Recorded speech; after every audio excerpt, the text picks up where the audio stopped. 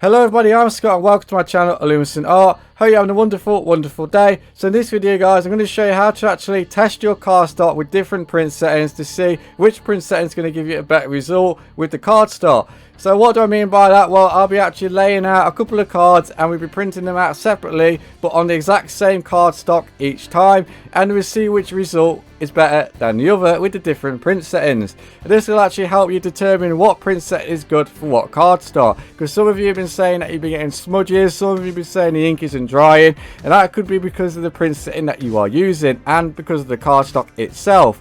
And I've also been asked my opinion, because of my experience, what kind of GSM and smoothness of the card do I recommend. Now, depending on the cardstock and what you're aiming for, you might want something that's like a traditional TCG like Pokemon. Therefore, you're going to want something that's like a matte finish or a satin finish, and you want that to be as smooth as possible. The rougher the cardstock, the less detail is going to be on the actual print, and if it's rough card, the ink's not going to actually get into it very well, and you're going to have little white dots appearing in your actual artwork, and you don't want that. That's why I recommend smooth over rough. Now, if you're after something that looks kind of like the Game Crafter, when you actually send your card games to be printed by the Game Crafter, and you want that glossy look because Game Crafter give you the option to have glossy cards, then you're going to want to use some kind of glossy finish to your actual cardstock. And then again, you also want to have smooth as well. You don't want to have a rough surface. You want to make sure both types of cardstock, well, depending on the matte or the glossy, you're going to want to make sure they are smooth. Now, when it comes to GSM, my personal preference is no higher than 300 or 320 GSM. That's just the thickness of the card. Now, if you're going to be using a single print, which means you're going to print your fronts and your backs on the same piece of card, using my technique, which I'll link in the top corner right there, then you're only going to really need a 300 GSM or 320 GSM cardstock for that. Now, if you're going to be printing your fronts on one side and then printing your backs on another piece of cardstock, you're going to want to make sure they equal that number that I mentioned between 300 and 320. And for that, I recommend 160 GSM cardstock for the fronts and 160 GSM cardstock for the back. So that is basically my opinion on the GSM and the actual types of cardstocks I would recommend from my experience.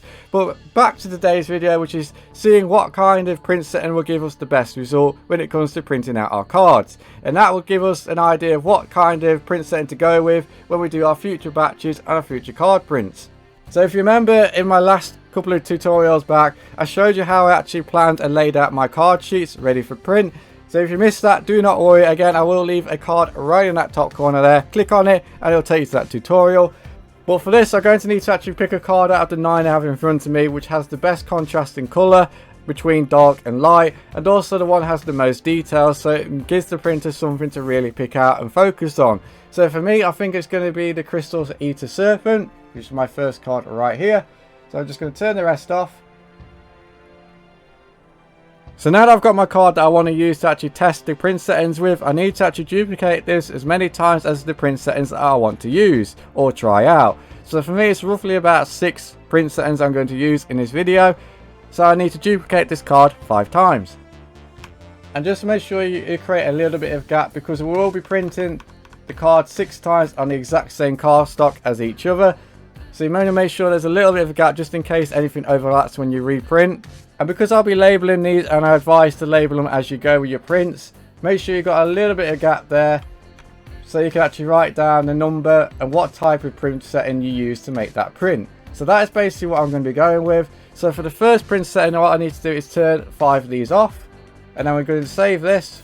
And all you need to do for this, just call it a print test, because remember, we'll be printing every single one of those cards on the exact same cardstock. We're only using one cardstock for this. And for the first one, I recommend just try a bog standard plain print setting, just to give you an idea of what to start with. So for that, I'm just going to go to print, make sure I've got A4 paper size, change the paper type to plain paper, make sure you've got the quality as high as you can, and fit picture to frame off, and then just hit print. When this is printed out, keep an eye on how you put your cardstock into the printer and how it came out, because the first test print we're going to be putting back into our printer so we can put our next print test onto it. So it's important you know how to actually put your cardstock back into the printer so all of your results, once you've done, are all on the same side of cardstock. Because this is what we'll call a fair test, and at the end of the actual printing stage, you'll be able to sit down and look at all of them together and pick out which one worked best and which one didn't. And that'll kind of help you know what type of print setting to use later on for the rest of your cards. So that's just my little key point there. So now I'm going to be moving on to my second one now.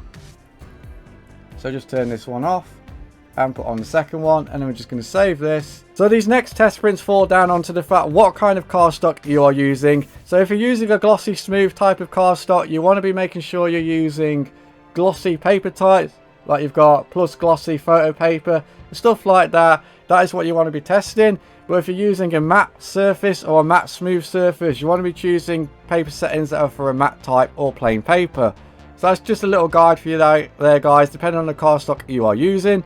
So for me, I'm using a matte smooth surface, so I'm going to be using matte photo paper. I'm going to make sure quality is high, paper is A4 and fit picture to frame off, then hit print.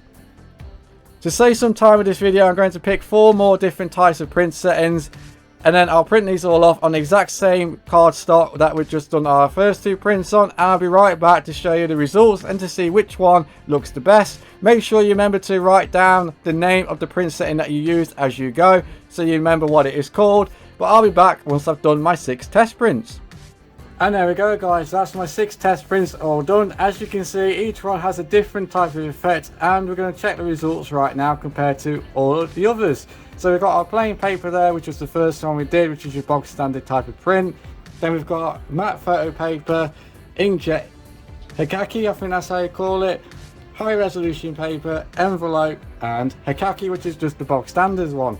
Now usually when you do a fair test sheet like this, you'll find one that stands out the most to you, and the 2 that stand out to me are these 2 right here, which is the matte photo paper, which was the second test print, and the high resolution paper, which is the 4th one, which if you've been watching my channel, I always use high resolution paper as my print setting and my go-to print setting. Now looking at it, I do like the matte photo print as well, so out of them all, those 2 for this type of cardstock is the right way to go.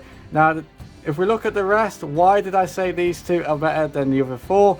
Well, if you look at the envelope one, yes, the contrast between the blacks is really good.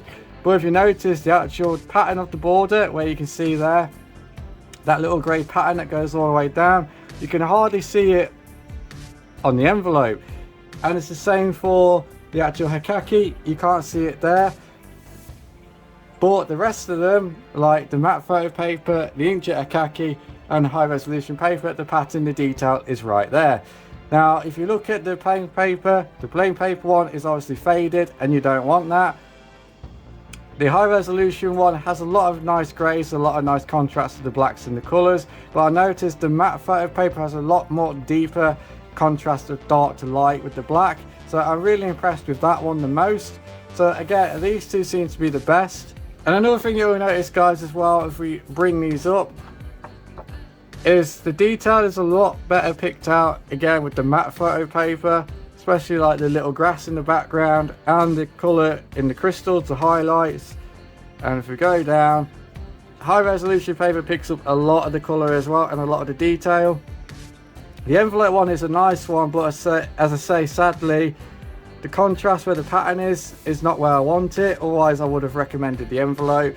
And the same with the hikaki, the colours are beautiful, but again the contrast with the blacks and the greys, it's just not there. But this is why it's important guys, I recommend you do test prints before you use your cardstock, so you know exactly what type of paper print setting is going to work best for it, so you get a better result. Hopefully this kind of helps you guys. Let me know if it does. If there's anything else you need help with, please let me know in the comment section below. But that is it for this video guys. Let me know your thoughts in the comment section below. Hopefully this kind of video has helped you navigate what to do with your cardstock and to try the different settings, because you never know, one might be better than the other, especially if you are struggling with printing your cards onto your cardstock.